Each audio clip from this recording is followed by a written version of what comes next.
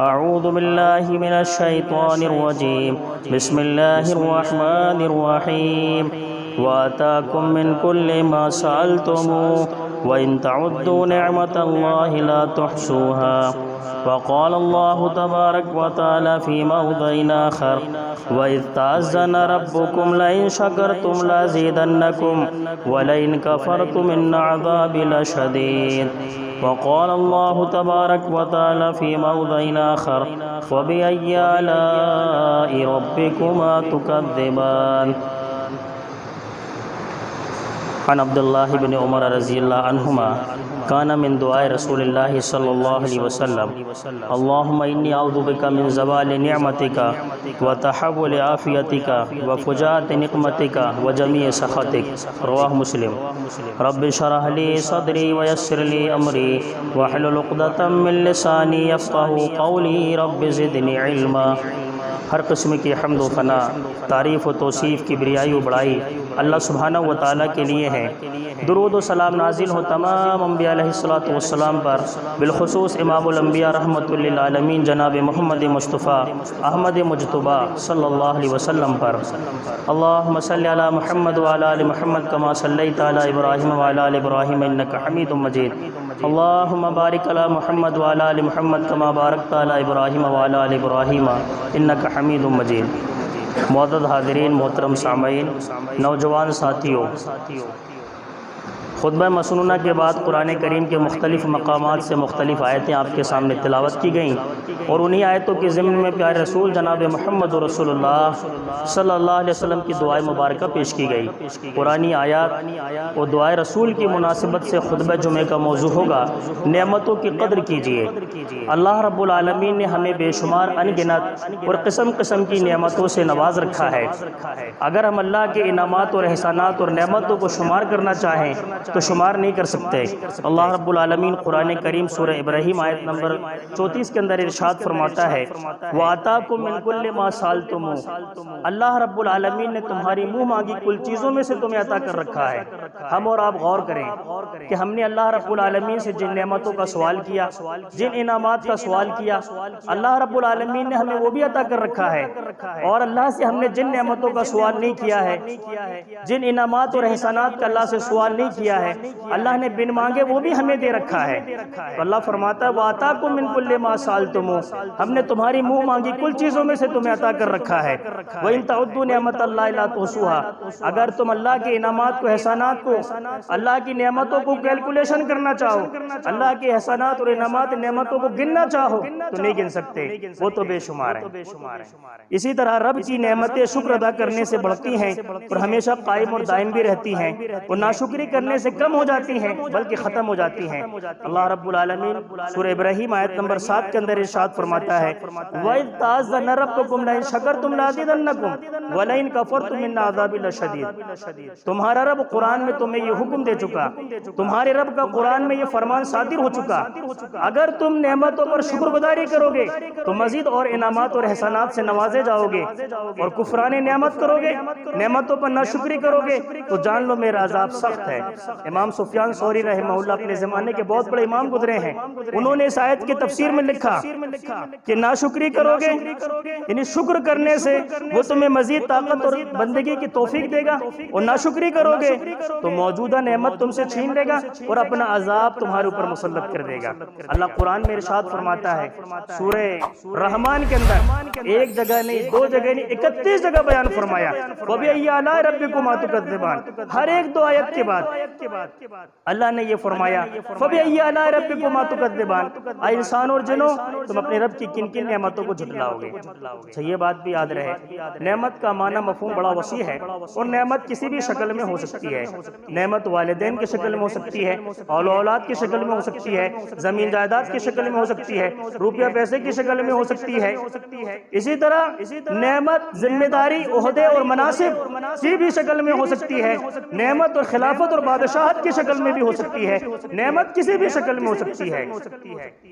نعمت دیکھنے والی آنکھ کی شکل میں بھی ہو سکتی ہے، سننے والی کان کی شکل میں بھی ہو سکتی ہے، اور سینے کے اندر دھڑکتے ہوئے دل کی شکل میں بھی ہو سکتی ہے، اور نعمت انسانوں کی کھوپڑیوں میں زندہ عقل کی شکل میں بھی ہو سکتی ہے، نعمت الغرض کسی بھی شکل میں ہو سکتی ہے۔ دیکھیے آنکھ، کان اور دل اور دماغ یہ سب اللہ کے انعامات اور احسانات ہیں، اور ہمارے پاس اللہ رب العالمین کی امانت ہے۔ اللہ قرآن سورہ بنی اسرائیل سورہ اسراء آیت نمبر 36 کے اندر ارشاد فرماتا ہے وَلَا تَخْفُ مَا لَيْسَ لَكَ بِعِلْمٌ إِنَّ السَّمْعَ وَالْبَصَرَ وَالْفُؤَادَ كُلٌّ أُولَئِكَ كَانَ عَنْهُ مسؤولا۔ اللہ قرآن میں فرماتا ہے خبردار جس چیز کا علم تمہیں نہیں ہے اس کے پیچھے نہ پڑو۔ کیوں؟ اس لیے کہ آنکھ سے، کان سے اور دل سے ہر ایک سے پوچھ گچھ ہونے والی ہے، ہر ایک سے سوال و جواب ہونے والا ہے۔ آنکھ سے سوال ہوگا اس نے کیا دیکھا، اچھا یا برا، کان سے سوال ہوگا اس نے کیا سنا، اچھا یا برا، اور دل سے سوال ہوگا اس نے کیا سوچا، اچھا یا برا، حسن زن یا سوء زن۔ اس لیے میرے بھائیوں، آنکھ، کان اور دل و دماغ ہمارے پاس اللہ رب العالمین کی امانتیں ہیں، اللہ رب العالمین کا انعامات ہیں، اللہ کی نعمتیں ہیں، ہم ان کا صحیح استعمال کریں تو الغرض نعمت کسی بھی شکل میں ہو سکتی ہے۔ آنکھ جیسی عظیم نعمت کے متعلق رسول اللہ صلی اللہ علیہ وسلم نے ارشاد فرمایا بروز محشر، بروز قیامہ اللہ رب العالمین ترازو کے ایک پلڑے میں زندگی کے انسان کے کیے گئے سارے اعمال کو رکھ دے گا، اور ترازو کے دوسرے پلڑے میں اپنی آنکھ جیسی عظیم نعمت کو رکھ دے گا۔ پیارے رسول جناب محمد رسول اللہ صلی اللہ علیہ وسلم نے ارشاد فرمایا آنکھ والا پلڑا بھاری ہو جائے گا۔ اتنی عظیم الشان و محترم بشان آنکھ اللہ رب العالمین کی نعمت ہے۔ اچھا یہ بات بھی بالکل صحیح اور درست ہے، انسان کو نعمتوں کا قدر کا احساس اس وقت ہوتا ہے جب کوئی نعمت اس سے زائل ہو چکی ہوتی ہے یا ختم ہو چکی ہوتی ہے، لیکن اس وقت پر احساس، اس وقت پر افسوس کرنا کچھ کام نہیں آتا ہے۔ اللہ رب العالمین نے قرآن مجید میں کئی قوموں اور اشخاص کی ناشکری کے واقعات بیان کر کے ان کی تباہی اور بربادی کی داستانیں دنیا انسانیت کو سنائی ہیں، تاکہ دنیا انسانیت ان واقعات کو سن کر، ان واقعات کو پڑھ کر عبرت و نصیحت حاصل کرے۔ مال اللہ رب العالمین کی عظیم نعمت ہے، جب یہ نعمت کسی مومن بندے کو عطا ہوتی ہے، نصیب ہوتی ہے، تو وہ موقع کو غنیمت جان کر اپنی آخرت کو آباد کر لیتا ہے۔ اس لیے پیارے رسول جناب محمد رسول اللہ صلی اللہ علیہ وسلم نے ارشاد فرمایا وہ آدمی قابل رشک ہے جس کو اللہ رب العالمین نے مال و دولت سے نوازا، پھر وہ اللہ کی راہ میں چھپے اور کھلے دن اور رات اللہ کی راہ میں خرچ کرتا رہتا ہے، لیکن یہی مال جب کسی فاسق اور فاجر شخص کے پاس ہوتا ہے تو اس کے فسق و فجور میں، اس کے غرور و تکبر میں اضافہ ہو جاتا ہے، اور تجربہ بھی یہی کہتا ہے کہ مال ایسی شے ہے جو طاقتور کو جو کمزور کو طاقتور، مجبور کو مختار اور محکوم کو کبھی کبھی حاکم اور کبھی کبھی مظلوم کو ظالم بنا دیتا ہے، اور اسی حقیقت کی طرف قرآن کریم نے اشارہ کیا ہے۔ اللہ سبحانہ و تعالی ارشاد فرماتا ہے کلا ان الانسان لیطغی ان رآہ استغنی، انسان آپے سے باہر ہو جاتا ہے جب وہ یہ دیکھتا ہے کہ مالدار ہو گیا ہے۔ اور یہی مال و دولت جب فرعون کو حاصل ہوا تو وہ اپنی خدائی کا اعلان کر بیٹھا، انا ربکم الاعلی کا نعرہ لگاتا ہے، اور یہی دولت کا نشہ جب نمرود پر چڑھتا ہے تو وہ ابراہیم علیہ السلام سے رب العالمین کے بارے میں جھگڑا کرتا ہے۔ ابراہیم علیہ السلام کی نمرود کے دربار میں پیشی ہوتی ہے، نمرود کہتا ہے تمہارا رب کون ہے، تمہارا الہ کون ہے؟ ابراہیم علیہ السلام نے کہا میرا رب وہ ہے جو مجھے کھلاتا پلاتا ہے، مارتا اور جلاتا ہے۔ نمرود کہنے لگا میں بھی مارتا ہوں، میں بھی زندہ کرتا ہوں۔ قال انا احیی و امیت، میں بھی مارتا ہوں، میں بھی زندہ کرتا ہوں۔ قید خانے سے دو قیدیوں کو بلایا، ایک کو آزاد کر دیا، ایک کو قتل کر دیا، کہا دیکھو میں بھی مارتا میں بھی زندہ کرتا ہوں۔ ابراہیم علیہ السلام نے کہا ان اللہ یاتی بالشمس من المشرق فات بها من المغرب فبہت الذی کفر۔ ابراہیم علیہ السلام نے کہا میرا رب وہ ہے جو سورج کو مشرق سے نکالتا ہے، مغرب میں غروب کرتا ہے، اگر تجھ میں یہ طاقت ہے، اگر تجھ میں یہ دم ہے تو نکال دے اسے مغرب سے۔ فبہت الذی کفر، وہ ہکا بکا رہ گیا۔ ابراہیم علیہ السلام کے جواب نے اسے لاجواب کر دیا۔ یہ توحید کے دلائل ہیں۔ اسی طرح یہی دولت کے خزانے جب قارون کے گھر ڈیرے ڈالتے ہیں تو وہ بدمست ہو کر پکار اٹھتا ہے قال انما اوتیت علی علم عندی، یہ جو کچھ مجھے ملا ہے رب کی عطا نہیں ہے، رب کی نعمت نہیں ہے، رب کا احسان نہیں ہے، بلکہ یہ سب کچھ مجھے اپنے علم کی بنیاد پر ملا ہے۔ میں بہت بڑا بزنس مین ہوں۔ اللہ رب العالمین نے قارون کے واقعے کی طرف سورہ قصص میں بڑا تفصیلی اشارہ فرمایا ہے اور بڑے نصیحت آموز انداز میں اللہ رب العالمین نے اس کا ذکر کیا ہے۔ قارون کو اللہ رب العالمین نے مال و دولت کے ایسے خزانے دے رکھے تھے، ذرا سنیے آپ غور سے، اس کو کیسے خزانے اللہ رب العالمین نے عطا کر رکھے تھے۔ قارون کو اللہ نے ایسے خزانے دے رکھے تھے کہ اس کے خزانوں کی تالوں کی چابیاں بمشکل ایک طاقتور جماعت اٹھایا کرتی تھی۔ آپ اندازہ لگائیے اللہ نے اسے مال و دولت کے کیسے خزانے دے رکھے ہوں گے، ان خزانوں پر کیسے تالے جڑے ہوں گے اور ان تالوں کی چابیاں کیسے ہوں گی جن کو بمشکل ایک طاقتور جماعت اٹھا رہی ہے۔ دنیا کے چاہنے والے تمنا کرنے لگے کاش ہم کو بھی ویسے ہی دیا گیا ہوتا جیسا قارون کو دیا گیا ہے، اور آخرت کے چاہنے والے انہیں سمجھانے لگے قارون کے پاس جو کچھ ہے اللہ رب العالمین کے یہاں اس سے بہتر ہے اور وہ دیرپا اور آخر تک رہنے والا ہے۔ اور پھر قارون کو آخرت کے چاہنے والوں نے سمجھایا کہ اللہ نے تیرے مال میں جو تجھے خزانے دے رکھے اس میں یتیموں کے، غریبوں کے، بیواؤں کے، مسکینوں کے ہر ایک کے حقوق مقرر کر رکھے، اسے ادا کر۔ وہ کہتا ہے قال انما اوتیت علی علم عندی، یہ جو کچھ مجھے ملا ہے یہ رب کا عطا نہیں، یہ رب کا فضل کرم نہیں ہے، بلکہ یہ سب کچھ مجھے اپنے علم کی بنیاد پر ملا ہے۔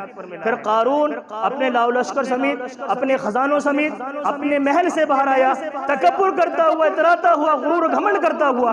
اللہ رب العالمین کو اس کی یہ ادا پسند نہیں آئی، اللہ رب العالمین کو اس کی یہ ادا پسند نہیں آئی۔ یاد رکھیے اللہ رب العالمین کو بندے کا کسی بھی قسم کا تکبر پسند نہیں ہے، کسی بھی قسم کا غرور پسند نہیں ہے، چاہے وہ مال و دولت کا ہو، چاہے وہ شان و شوکت کا ہو، چاہے وہ قوت و طاقت کا ہو، چاہے وہ علم و عمل کا ہو، چاہے تقوی عبادت اور زہد کا ہو، کسی بھی قسم کا تکبر اللہ رب العالمین کو پسند نہیں بندے کا، بلکہ اللہ رب العالمین کو بندے کی عاجزی، انکساری، خاکساری، خشوع خضوع پسند ہے۔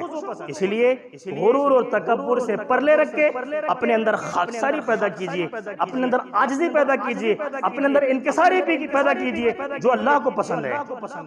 تو قارون اپنے مال و دولت سمیت، اپنے خزانوں سمیت، اپنے لاؤ لشکر سمیت اپنے محل سے باہر آیا، اتراتا ہوا، تکبر کرتا ہوا، غرور و گھمنڈ کرتا ہوا۔ اللہ رب العالمین کو اس کی یہ عطا پسند نہیں آئی، اللہ رب العالمین نے اس کو اس کے خزانوں سمیت، اس کے محل سمیت زمین میں دھسا دیا۔ اللہ ارشاد فرماتا ہے فَخَسَفْنَا بِهِ وَبِدَارِ الْأَرْضِ، کہ ہم نے اس کو اس کے خزانوں سمیت زمین میں دھسا دیا، اور آنے والے لوگوں کے لیے، آنے والی قوموں کے لیے اسے نشانے عبرت بنا دیا۔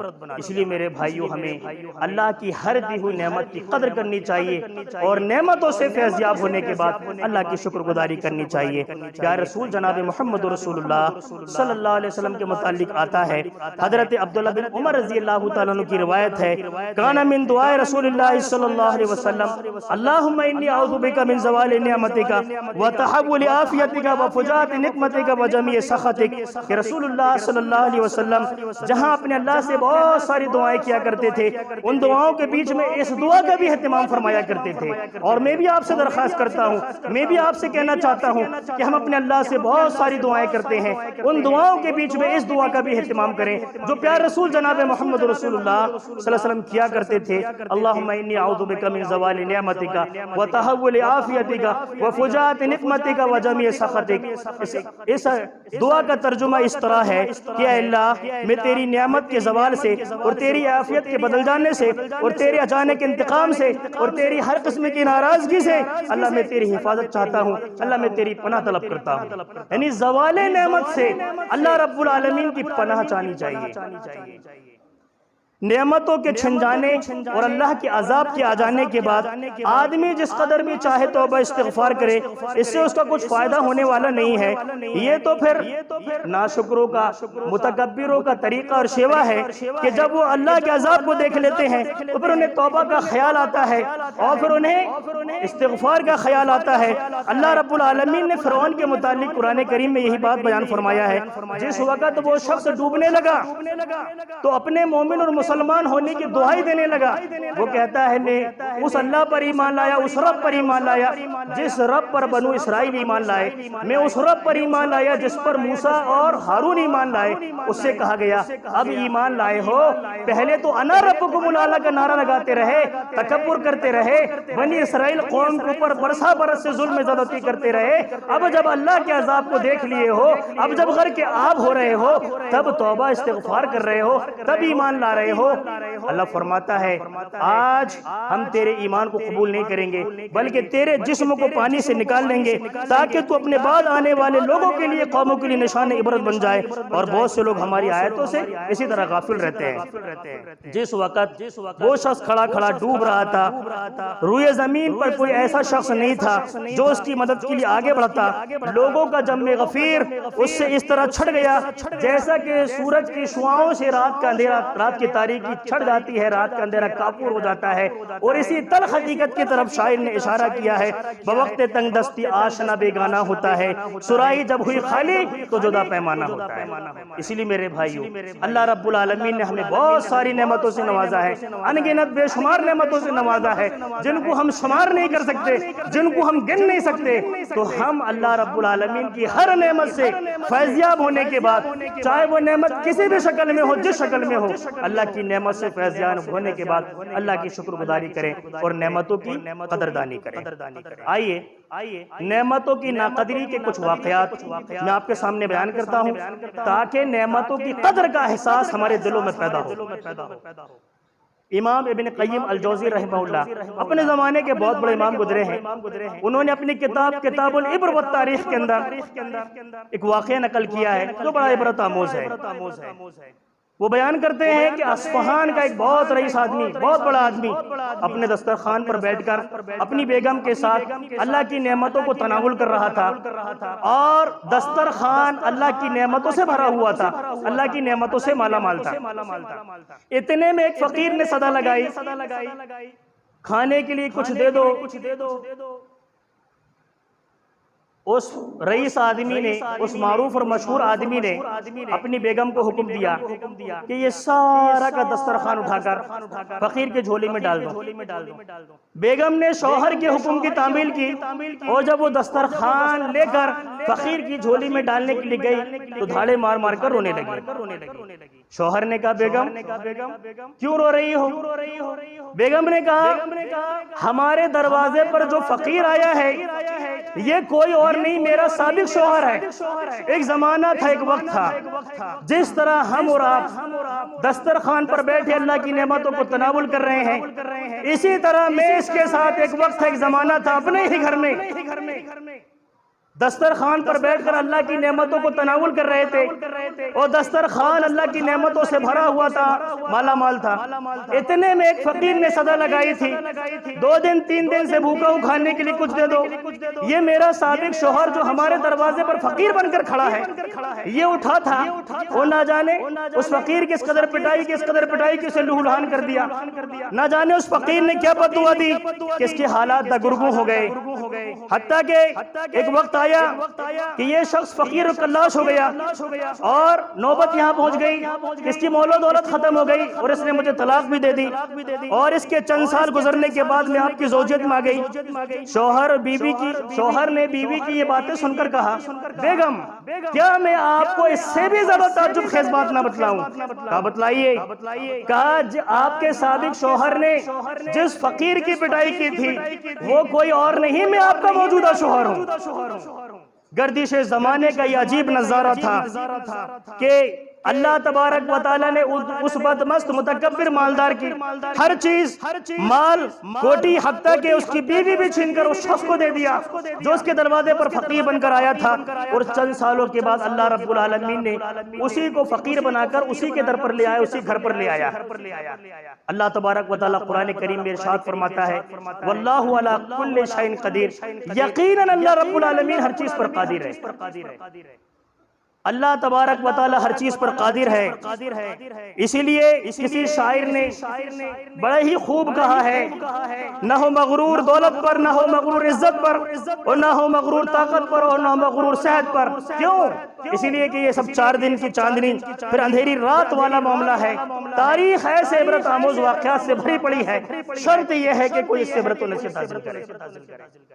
شاید یہ واقعہ ہماری زندگی میں انقلاب پیدا کرنے کا سبب بن جائے، شاید یہ واقعہ ہمارے دلوں کے اندر نعمتوں کی قدر کا احساس پیدا کر دے۔ امام ابن قیم الجوزی رحمہ اللہ نے نعمتوں پر ناشکری کا ایک اور واقعہ اپنی کتاب العبر والتاریخ کے اندر نقل کیا جو اس سے بھی زیادہ زبردست ہے، وہ بھی ذرا سنیے۔ خلافت عباسیہ کا مشہور حکمراں خلیفہ مہدی اپنے دربار خلافت کے تخت خلافت پر متمکن تھا، بیٹھا ہوا تھا۔ حاجب نے ایک فریادی عورت کی خبر دی، ایک عورت آئی ہوئی ہے اور آپ سے کچھ فریاد کرنا چاہتی ہے۔ خلیفہ مہدی نے کہا اسے دربار میں بھیج دیا جائے۔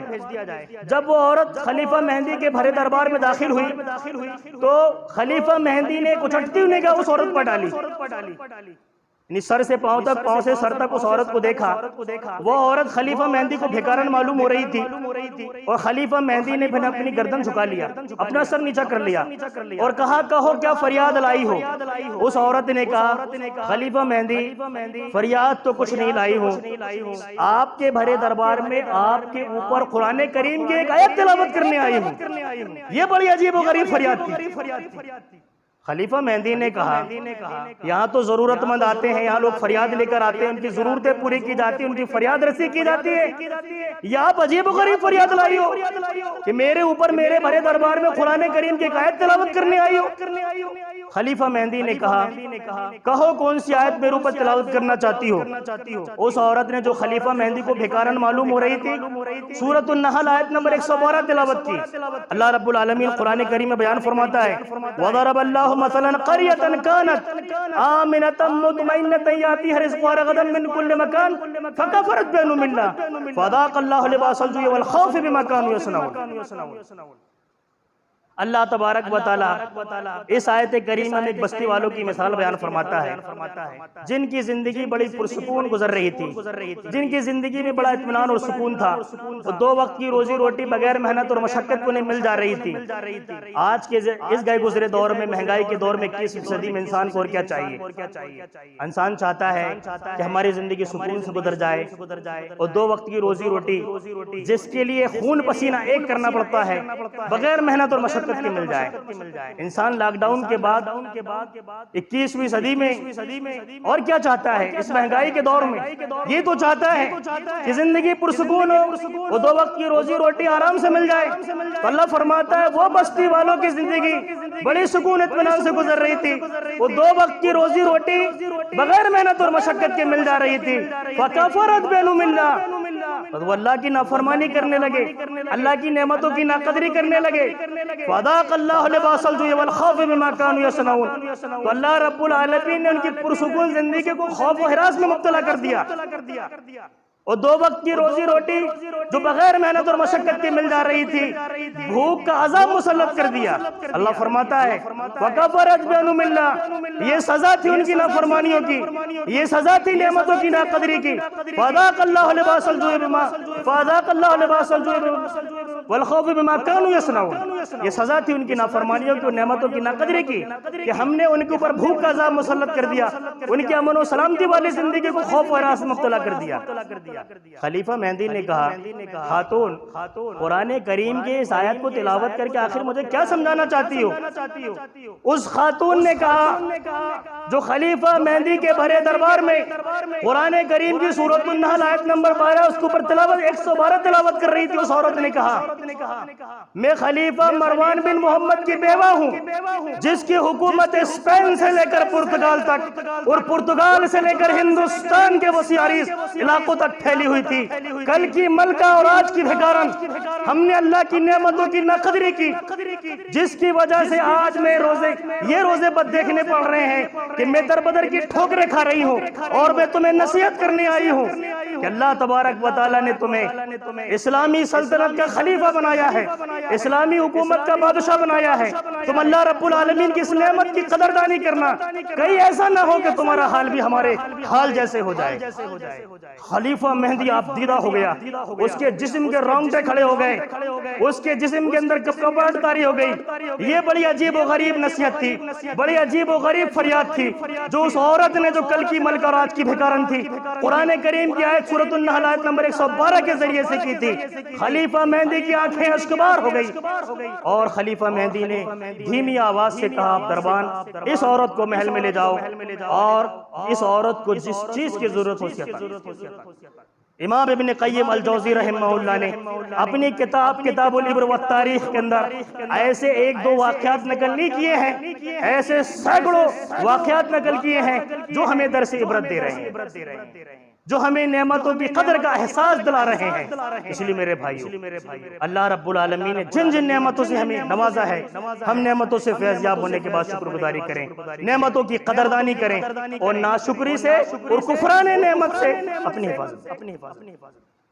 آئیے آخر میں ایک بات آپ کے سامنے بیان کرنا چاہتا ہوں۔ اللہ رب العالمین نے ہمیں اسلام کی شکل میں، توحید کی شکل میں، ایمان کی شکل میں، کتاب اللہ کی شکل میں، رسول اللہ صلی اللہ علیہ وسلم کی رسالت کی شکل میں ہمیں اللہ رب العالمین نے نعمت عطا کی ہے۔ اللہ رب العالمین نے اس کو بھی قرآن کریم کے اندر اسلام کو نعمت کے طور پر پیش کیا ہے۔ اللہ ارشاد فرماتا ہے سورہ مائدہ آیت نمبر 3 کے آخری حصے میں، الیوم اکملت لکم دینکم واتممت علیکم نعمتی ورضیت لکم الاسلام دینا۔ آج میں نے اپنی نعمت کو تم پر تمام کر دیا اور دنیا انسانیت کے جس دین سے رضامند ہو گیا ہوں وہ دین اسلام۔ آج میں نے اپنے دین کو تم پر مکمل کر دیا، اپنی نعمت کو تم پر تمام کر دیا اور دنیا انسانیت سے جس دین سے میں رضامند ہو گیا ہوں وہ دین اسلام ہے۔ اللہ اکبر! ہم اور آپ کتنے خوش نصیب ہیں کہ اللہ رب العالمین نے دنیا انسانیت کے لیے جس دین کو چنا ہے اس دین کے لیے ہمارا اور آپ کا انتخاب کیا ہے۔ اللہ قرآن میں فرماتا ہے، کنتم خیر امت اخرجت للناس تأمرون بالمعروف وتنہون عن المنکر وتؤمنون باللہ۔ اللہ رب العالمین نے خصوصی طور پر دنیا انسانیت کے لیے تم کو چنا ہے، تم کو نکالا ہے، کیونکہ تم خیر امت ہو، تم اللہ پر ایمان رکھتے ہو، بھلائیوں کا حکم دیتے ہو، بھلے کام کرتے ہو، برائیوں سے بچتے ہو، لوگوں کو برے کاموں سے بچاتے ہو۔ اللہ قرآن میں ارشاد فرماتا ہے، ہم نے تمہیں امت عادل بنایا ہے، ہم نے تمہیں امت وسط بنایا ہے، ہم نے تمہیں مسلمان بنایا ہے۔ ذرا سوچیں، توحید سے بڑھ کر، ایمان سے بڑھ کر آج کے اس گئے گزرے دور میں کوئی نعمت نہیں ہے۔ توحید سے بڑھ کر، ایمان سے بڑھ کر، رسول اللہ صلی اللہ علیہ وسلم کی رسالت سے بڑھ کر، قرآن کریم سے بڑھ کر اور اللہ پر ایمان سے بڑھ کر آج کے اس گئے زمانے میں کوئی انعام نہیں ہے۔ کہیں ایسا تو نہیں ہے کہ ہم توحید کی ناقدری کر رہے ہیں، کہیں ایسا تو نہیں ہے کہ ہم ایمان کی ناقدری کر رہے ہیں، کہیں ایسا تو نہیں ہے کہ اپنی مسلمانیت کی ناقدری کر رہے ہیں، کہیں ایسا تو نہیں ہے کہ ہم شریعت اسلامیہ کی ناقدری کر رہے ہیں، کہیں ایسا تو نہیں ہے کہ ہم کتاب اللہ کی ناقدری کر رہے ہیں۔ اور یاد رکھو، اگر ہم کتاب اللہ کی ناقدری کریں گے، ہم توحید کی ناقدری کریں گے، ایمان کی ناقدری کریں گے، اپنی مسلمانیت کی ناقدری کریں گے، تو پھر جان لو اللہ قرآن کریم میں ارشاد فرماتا ہے سورہ محمد آیت نمبر 28 کے اندر، اگر تم سب کے سب پھر جاؤ، نماز روزہ نہ کرو، تو اللہ تبارک و تعالیٰ تم کو ختم کر کے تمہاری جگہ ایسی قوم کو لے آئے گا جو اللہ کی مطیع اور فرما بردار ہوگی۔ میرے بھائیو، اللہ کے دین کی مدد کرو۔ اللہ قرآن کریم سورہ محمد آیت نمبر 7 کے اندر ارشاد فرماتا ہے، ان تنصروا اللہ ینصرکم ویثبت اقدامکم۔ تم اللہ کے دین کی مدد کرو، یقیناً اللہ تمہاری مدد کرے گا۔ تم اللہ کے گھروں کو اپنے سجدوں سے آباد رکھو، اللہ تمہارے گھروں کو اپنی رحمتوں سے آباد رکھے گا۔ کہیں ایسا تو نہیں ہے کہ ہم نمازوں سے غافل، کہیں ایسا تو نہیں ہے کہ توحید میں خلل، کہیں ایسا تو نہیں ہے ایمان میں خلل، کہیں ایسا تو نہیں ہے کتاب اللہ سے دوری۔ کتاب اللہ سے اپنا رشتہ مضبوط کیجئے، کتاب اللہ سے اپنا رشتہ منسلک کیجئے۔ یقیناً جو کتاب اللہ کی تلاوت کرتا ہے اللہ رب العالمین سے گویا وہ بات کرتا ہے، جو کتاب اللہ سے منسلک ہوتا ہے گویا اس کا رشتہ اللہ سے مضبوط ہوتا ہے۔ کہنے کا مطلب یہ ہے کہ ہم اسلام کی قدر کریں، ایمان کی قدر کریں، توحید کی قدر کریں۔ اور وہ توحید کے لیے جس کے لیے رسول اللہ صلی اللہ علیہ وسلم کی قتل کی تجویزیں کی گئی ہیں، اس توحید اور ایمان کے لیے جس کے لیے رسول اللہ صلی اللہ علیہ وسلم کو دیش نکالا کیا گیا ہے، ارے اس توحید اور ایمان کے لیے جس کے لیے صحابہ کرام نے مارے کھائی ہیں، ارے جس کے لیے ہجرت کرنے پر مجبور ہوئے ہیں، اسی توحید کی قدر کریں۔ اللہ کا احسان، اللہ کا شکر ہے کہ ہمیں اللہ نے موحد بنایا ہے۔ کتنے ایسے لوگ ہیں جو شرک کی تاریکیوں میں پڑے ہوئے ہیں اور انہیں توحید کی دولت نصیب نہیں ہو رہی ہے، توحید کی اور ایمان کی نعمت نصیب نہیں ہو رہی ہے۔ اس لیے میرے بھائیو، اپنے مسلمانیت کی قدر کریں، توحید توحید کی قدر ایمان کی قدر کریں، کتاب اللہ کی قدر کریں اور شریعت اسلامیہ کی قدر کریں، رسول اللہ صلی اللہ علیہ وسلم کی رسالت کی قدر کریں۔ اور یاد رکھیں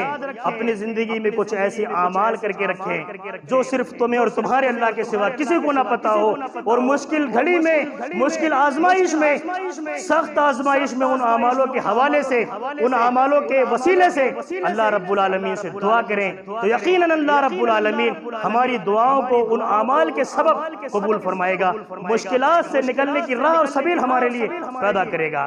آج ہمارے ملک میں ہمارے لیے حالات صحیح نہیں ہے، اس لیے وہ وقت آنے سے پہلے کہ جب ہم نمازیں پڑھنا چاہیں اور نہ پڑھ سکیں، روزے رکھنا چاہیں نہ رکھ سکیں، تلاوت قرآن کرنا چاہیں نہ کر سکیں، سنت رسول رکھنا چاہیں نہ رکھ سکیں، اس سے پہلے، وہ وقت آنے سے پہلے یہ سارے اعمال پر عمل کر لیجئے، وگرنہ نماز پڑھنا چاہیں گے تو نہیں پڑھ سکیں گے۔ ابھی دیکھا ہے ہم نے 2 سال لاک ڈاؤن میں نمازیں پڑھنا چاہتے تھے نہیں پڑھ سکتے تھے، مسجدوں میں تالے لگ گئے، کتنی برائی آپس میں ہو گئی کہ ہمیں نماز پڑھنے نہیں دیا جا رہا ہے، امام صاحب اعلان کر رہے ہیں کہ مسجدوں میں نہ آئیے، اپنے اپنے گھروں میں پڑھیے۔ کیسے ہم رمضان مبارک میں محروم کر دیے گئے۔ خیر یہاں تو آپ گاؤں ہے چل گیا، شہروں میں لوگوں کے ہاتھ پاؤں ٹوٹ گئے، اتنا لوگوں نے مارا ہے صرف مسجد میں آنے کی بنیاد پر۔ کہیں وہ وقت نہ آ جائے، اس لیے میرے بھائیو اپنے مسلمانیت کی قدر کرو، اللہ کے گھروں کو اپنے سجدوں سے آباد رکھو، یقین اللہ تمہارے گھروں کو اپنی رحمتوں سے آباد رکھے گا۔ اللہ سے دعا کیجئے جو کچھ باتیں نعمتوں کی قدر کے سلسلے میں آئی ہیں، اللہ ان تمام باتوں کو ہمیں سمجھنے کی توفیق عطا فرما۔ اللہ رب العالمین نعمتوں سے فیضیاب ہونے کے بعد تیری شکر گزاری کرنے کی توفیق عطا فرما، نعمتوں کی ناقدری سے اللہ ہماری حفاظت فرما۔ اللہ ہم خطا کار گناہ گار، سب کچھ تیرے بندے ہیں، تو غفار ستار رحمان الرحیم ہے۔ اللہ ہم اپنے گناہوں پر نادم و شرمندہ ہیں، اللہ ہماری غلطی خطاؤں لغزشوں کو معاف فرما کر تو ہم سے راضی اور خوش ہو جا۔ جو لوگ ہم میں سے گزر چکے ہمارے والدین، اقارب، رشتہ دار، دوست احباب، اللہ ان کی غلطی خطاؤں لغزشوں کو معاف فرما کر انہیں کروٹوں کروٹ جنت نصیب فرما۔ اللہ عذاب قبر سے ہماری حفاظت فرما، قبر کے سوال و جواب میں ہماری آسانی فرما، میدان حشر کے سوال و جواب میں ہماری آسانی فرما۔ پیار رسول جناب محمد رسول اللہ صلی اللہ علیہ وسلم کی شفاعت کا میدان حشر میں ہمیں اقدار بنا۔ آپ صلی اللہ علیہ وسلم کے دست مبارک ہوتے کوثر سے جام کوثر نصیب فرما۔ پیار رسول صلی اللہ علیہ وسلم کے دست مبارک ہوتے کوثر سے جام کوثر نصیب فرما۔ پل صراط کے راستے کو مومنوں کے لیے آسان فرما۔ نعمتوں کی ناقدری اور ناشکری پر قوم اور اشخاص کے جو واقعات بیان کیے گئے ہیں، اللہ ہمیں ان سے عبرت و نصیحت حاصل کرنے کی توفیق عطا فرما۔ اللہ ہمیں نعمتوں کی قدر کرنے کی توفیق عطا فرما۔ اللہ ہمیں اپنی زندگی کے اندر اختلاف پیدا کرنے کی توفیق عطا فرما۔ اللہ ہمیں اپنی مسلمانیت کی، توحید کی، ایمان کی، اسلام کی، شریعت مطہرہ کی، رسول کی رسالت کی، کتاب اللہ کی قدر کرنے کی توفیق عطا فرما۔ اللہ جب تک تو ہمیں زندہ رکھنا ایمان بالخیر، جب خاتمہ ہو ایمان بالخیر۔ آمین۔ ربنا تقبل منا انک انت السمیع العلیم وتب علینا انک انت التواب الرحیم برحمتک یا ارحم الراحمین۔